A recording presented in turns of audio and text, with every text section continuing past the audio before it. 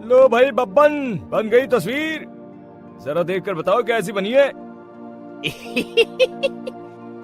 अरे भाई मोहन, मेरी सलाह मानो तो तुम रहने ही दो। एक पेंटर बनना तुम्हारे बस की बात नहीं है। हाँ, तुमने सही कहा, मुझे भी कुछ ऐसा लगता है। खैर, आज शाम की गाड़ी से मैं शहर वापस जा रहा हूँ। कुछ जरूरी काम आ गया है। शहर से वापस आने के बाद तुमसे मिलता हूँ। मोहन अपने घर के दरवाजे पर ताला लगा देता है और वहां से चला जाता है।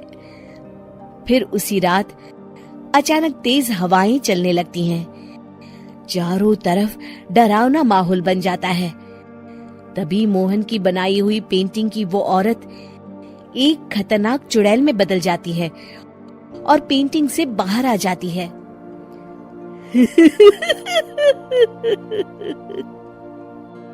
चुड़ैल घर के बाहर चली जाती है।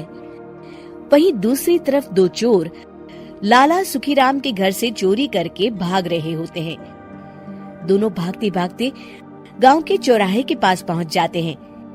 तभी अचानक वो चुड़ैल उन दोनों के सामने आ जाती है।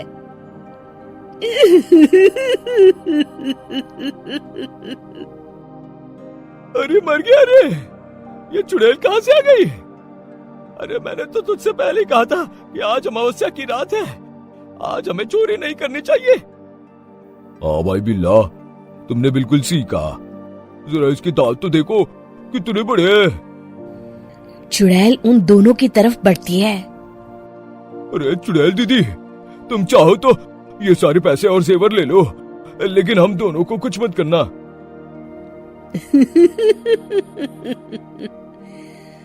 पैसे और जेवर के लालच में तुम इंसान बिकते हो, हम चुड़ैल नहीं। तभी चुड़ैल उन दोनों चोरों को पुतले बना देती है।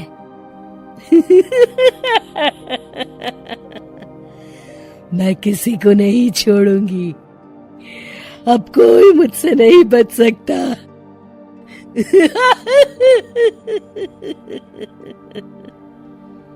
चुड़ैल अपने अगले शिकार की खोज में वहां से चली जाती है।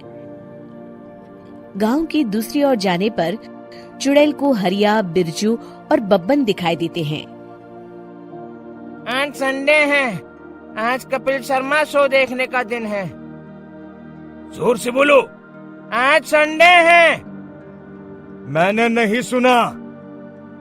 आज संडे है, आज कपिल शर्मा देखने का दिन है। हाँ, ये हुई ना बात। अरे ये कपिल शर्मा कौन है जो ये लोग उसे देखने के लिए इतने उतावले हुए जा रहे हैं?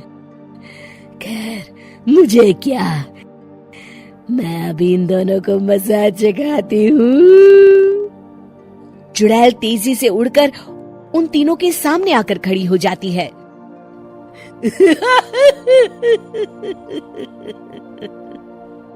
कपिल शर्मा शो बाद में देखना, पहले मुझे देख लो। बब्बन चुड़ैल को देखते ही पहचान जाता है।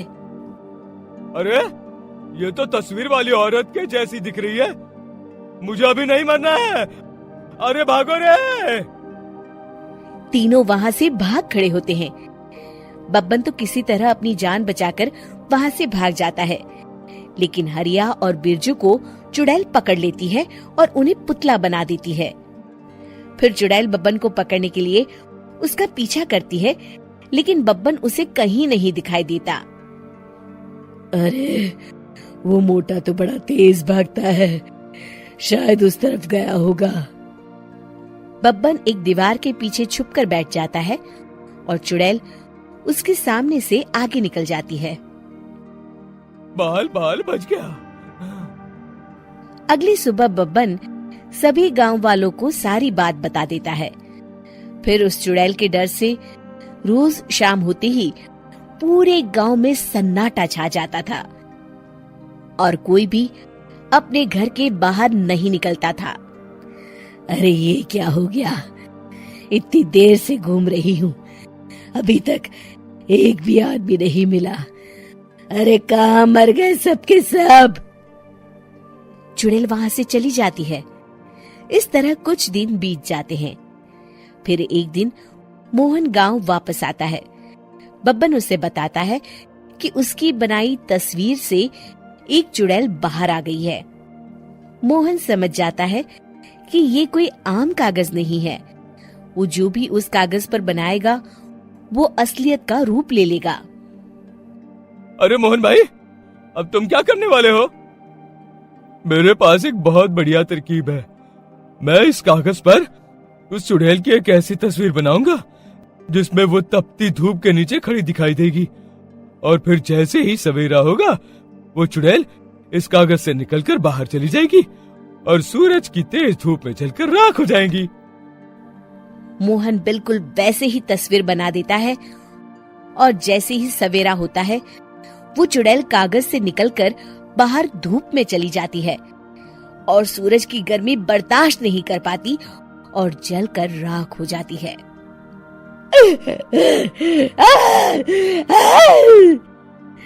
ये मुझे क्या हो रहा है? मैं सूरज की रोशनी बर्दाश्त नहीं कर सकती। मेरा पूरा शरीर जल रहा है। और इस तरह चुड़ैल के जलते ही पुतले बने सभी लोग पहले की तरह इंसान बन जाते हैं।